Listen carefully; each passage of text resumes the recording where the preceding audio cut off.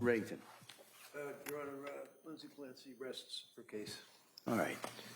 So, members of the jury, the defense has now rested its case. All right. So I'm going to talk to counsel for a minute or so over here, and we're about to go into the next phase of this case, which would be the Commonwealth is offered and given the opportunity to offer rebuttal witnesses on certain issues.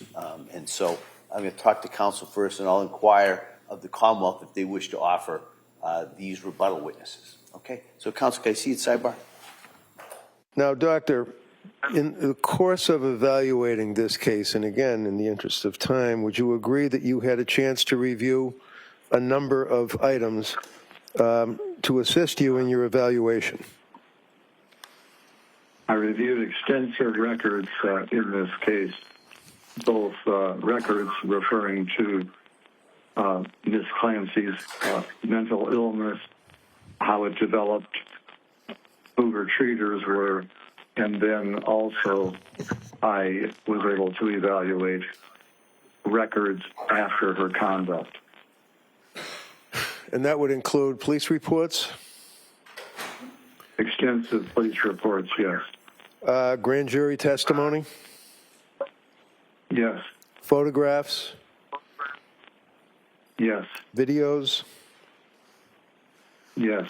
Medical records from healthcare providers such as Dr. Tufts, nurse practitioner Gelada, and McLean Hospital? Yes. Were you aware that she had also contacted suicide hotlines and went to a facility in Rhode Island, women and infants? Yes, I reviewed all those records. So with all of that information, Doctor, that you had access to, did you also have the opportunity to review any records from, let's say, the government's doctors, Dr. Helbrun, Dr. Mack, Dr. Satoff? Yes, after I prepared my report, I was aware that there were 3 experts employed by the prosecution, and I was able to review their reports in detail also. Okay. And your report is actually dated, you saw her in 2023, and you prepared your report ultimately after your evaluation in September. Do you know when the government's doctors' reports were available to you? Was that recently? My recollection is that they did their evaluation about 3 years after the crime, and I had the opportunity to see her 4 months after the crime. Now, did you also have occasion, sir, to see from Dr. Helbrun, government's doctor, psychiatric testing? Yes, I did. Can you tell us, for example, was one of the results on the psychiatric testing a test that he administered for the government called the MMPI, or Minnesota Multiphasic Personality Inventory Test? That was a psychological test that he administered, yes. And do you recall from reviewing the records what the results were? Doctor, I had asked you if you were aware that government's Dr. Helbrun had administered the MMPI test and came to a conclusion as to whether or not Lindsay was telling the truth, faking, or exaggerating symptoms. And you relied on that test as a portion of your opinion. Is that right? Yes, I did. Can you tell the jurors what the results of that test were, to your knowledge?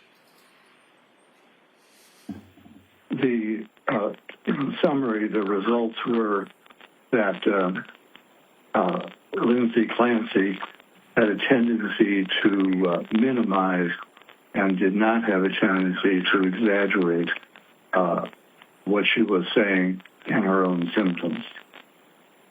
Did it also indicate that she was not, I think the terminology is faking or lying in her answers, but in fact was being truthful as best she could be? Yes, although the test is a little more specific about symptoms rather than lying or not lying, but it did not suggest any evidence of faking symptoms. Okay, and I'm sorry, that broke up. It did not suggest any evidence of what? No evidence of faking psychiatric symptoms. And then finally, one of the scales in that test is referred to as the K, I think from the books, the K scale or the lie scale. Is that correct? Yes, that was not elevated. Not elevated. Okay. Now, doctor, in your experience, do you have any particular subspecialty or interest in the concept of people that are malingering or faking in the forensic world? In other words, if it's a criminal case, if it's a workman's comp case where somebody's pretending their back hurts, things of that nature, have you focused on that as a subspecialty or interest in your career? That has been a major interest. I've actually written 46 articles or book chapters in this area. The first was 1984, and over the course of that, of course, new research comes out. So when you write a new edition of a book chapter, it would incorporate new material.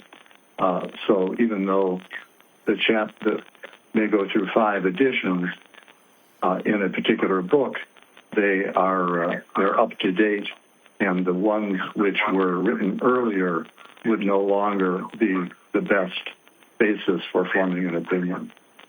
Now, for example, when you reviewed Dr. Helbrin's report for the government, did he refer to your articles? He did refer to my research, yes. And was that updated research or was it old research that he referenced? He referenced older research. So can you tell us, Doctor, when you consider let me start over again. When you reviewed Lindsay's medical records, you also reviewed the psychopharmacology, in other words, the medications that Dr. Tufts and Gelada and all of these other doctors had prescribed to her during that period of time? Yes, I did. And have in mind your interview, the time that you spent with her directly reviewing all of the documents, all of the medical records, everything that we've talked about. And you're also aware from her, not specifically what she said to you, but you're aware of the circumstances from her recollection as to the killings that she told you. Is that correct? Yes, as well as the journal she kept and other evidence of her thinking and symptoms as the time approached for the crime on January 24th, 2023. Okay, and you were also aware of her access to her cell phone, doing Google searches and looking up medications during that period of October, November, December, and January. You're aware of that, correct? Yes.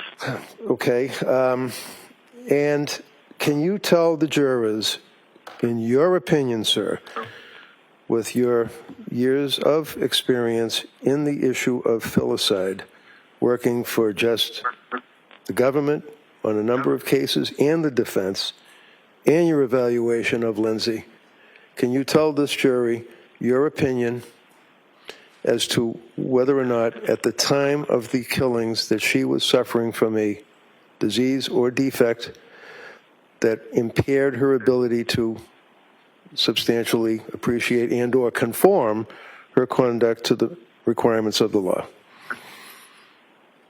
Well, sure. Let me begin with the issue of whether she had a mental disease or a defect.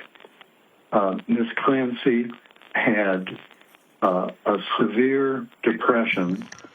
There is a book called the DSM, or Diagnostic Manual, prepared by the American Psychiatric Association, which lists criteria for various diseases. So in the diagnostic manual, for example, one needs to have 5 out of 9 symptoms to make a diagnosis of major depression. And Ms. Clancy, as she approached the date of the crime, actually had 7 of the 9 symptoms and was severely depressed. So that in addition to that, she had some earlier evidence of what's called a mild mania, and that fits together in what's called bipolar 2. So in other words, it's a type of bipolar illness where there is more frank depression, severe depression, but the manic aspects are not as severe. So my final diagnosis of her was called bipolar 2 with a severe depression on January 24, 2023. And from reading the reports of all of the experts that will be testifying, no one failed to diagnose a major mental disease on the day of the crime.